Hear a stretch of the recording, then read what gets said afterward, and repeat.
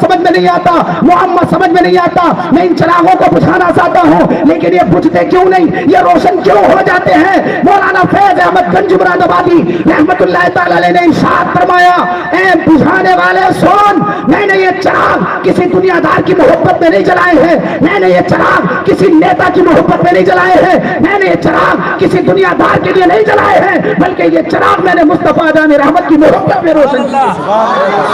سبحان اللہ, سبحان اللہ, بہت بہت. نعرہ تکبیر, نعرہ تکبیر,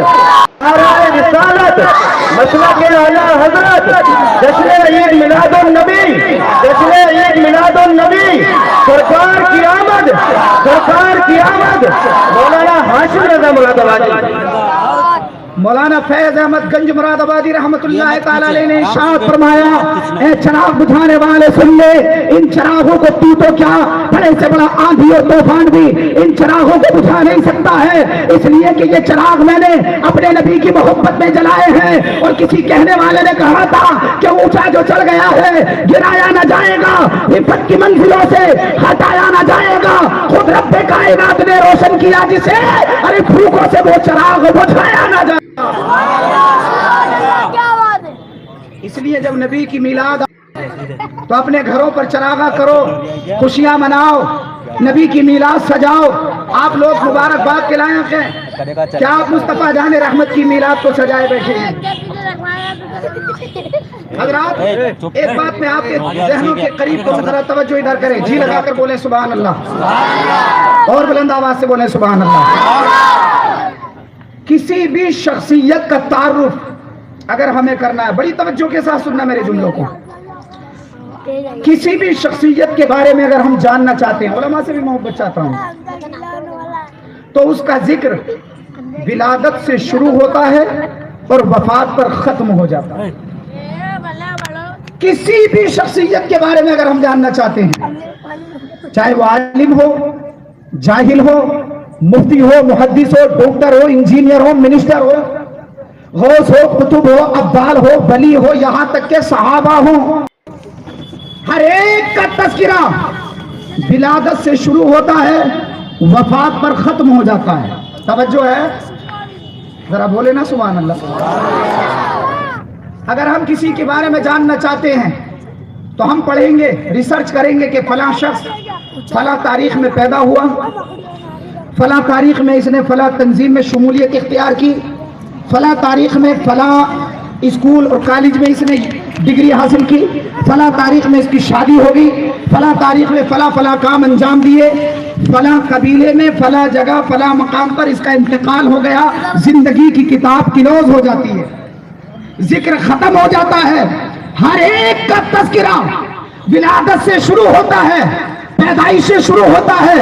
وفات پر ختم ہو جاتا ہے. کائنات میں صرف ایک ذات ایسی ہے کہ جس کا تذکرہ نہ ولادت سے شروع ہوتا ہے نہ وفات پر ختم ہوتا ہے, اور وہ میرے مصطفیٰ کی ذات ہے, وہ آمنہ کے لال کی ذات ہے کہ میرے نبی کا تذکرہ نہ ولادت سے شروع ہوتا ہے نہ وفات پر ختم ہوتا ہے, بلکہ میرے مصطفیٰ کا تذکرہ عالم ارواح سے ہوتا ہے اور جنت تک جاتا ہے. اللہ اکبر,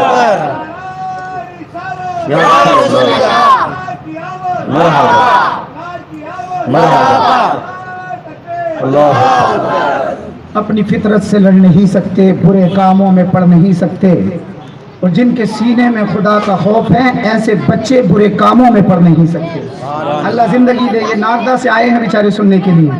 یہ محبتوں کا خراج پیش کر رہے ہیں. میں آپ کے بستی میں آیا ہوں, آپ کی محبت کا محتاج ہوں, آپ لوگ اپنی محبتوں سے نوازے. بولے محبت سے سبحان اللہ. میں نے ایک جملہ عرض کیا کہ حضور علیہ السلام کی پیدائش بعد میں اور حضور کا تذکرہ پہلے, حضور کا تذکرہ پہلے, بغیر دلیل کے بات نہیں کرتا. آؤ دنیا کی سب سے سچی پوتر عظیم کتاب, برکت والی, رحمت والی, عزت والی, عظمت والی, شہرت والی, رفت والی, قرآن مقدس سے پوچھتے ہیں, اے قرآن تو بتا کیا ایسا کوئی تذکرہ قرآن میں ملتا ہے؟ تو اللہ تبارک و تعالیٰ نے قرآن مقدس میں ارشاد فرمایا, جیسے آج ہم محفل سجا کے بیٹھے ہیں نا, اللہ تبارک و تعالیٰ نے بھی عالم ارواح میں 2 مجلسیں سجائیں. عالم ارواح جانتے ہیں روحوں کی جہاں اس سے پہلے ہم لوگ موجود تھے، ہماری روحیں جہاں موجود تھیں، اللہ تعالیٰ نے مجلس سجائی اور اللہ نے فرمایا الستو بربکم، تمام مومنین مسلمین کی روحوں نے کہا قالوا بلا، مولا ہم اقرار کرتے ہیں تو ہمارا رب لگتا ہے۔ یہ مجلس ختم ہو گئی۔ پھر اللہ نے دوسری مجلس سجائی، اس مجلس میں اللہ نے نہ مجھے بلایا نہ آپ کو بلایا، اس مجلس پہ اللہ نے پیغمبروں کو بلایا، رسولوں کو بلایا، نبیوں کو بلایا، اور اسی مجلس کو رپورٹ اللہ تبارک و تعالیٰ نے قرآن مقدس کے تیسرے پارے کے آخری رکوع میں کیا۔ اللہ فرماتا ہے وَإِذَا أَخَذَ اللَّهُ مِيثَاقَ النَّبِيِّينَ لَمَا آتَيْتُكُم مِّن كِتَابٍ وَحِكْمَةٍ، اللہ ارشاد فرماتا ہے اے نبیوں کی جماعت، اے پیغمبروں کی جماعت، اے رسولوں کی جماعت، میں تمہیں تدبر بھی دوں گا، تفکر بھی دوں گا، میں تمہیں قیادت بھی دوں گا، سیادت بھی دوں گا، طہارت بھی دوں گا، نجابت بھی دوں گا، شرافت بھی دوں گا، تقدس بھی دوں گا، نبوت بھی دوں گا، رسالت بھی دوں گا، کتاب بھی دوں گا، حکمت بھی دوں گا۔ ثم جاءکم رسول، پھر آئے گا آمنہ کا لال، پھر آئے گا عبداللہ کا لخت جگر، پھر آئے گا بلال کا غمخوار، پھر آئے گا ابو بکر کا یار، پھر آئے گا حسنین کا نانا، پھر آئے گا فاطمہ کا بابا۔ ثم جاءکم رسول، تم سب کو اس پر ایمان لانا ہوگا۔ اے لوگوں اگر میں